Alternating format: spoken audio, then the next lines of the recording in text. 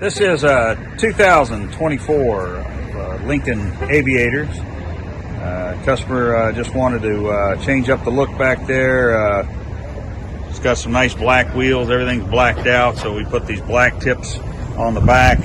Took the factory chrome tips off. Got this little turn down in there. Didn't change the sound at all. Just give it a nice clean look. Really set it off. So it's going to stay the same as far as the sound, but let's look a whole lot better.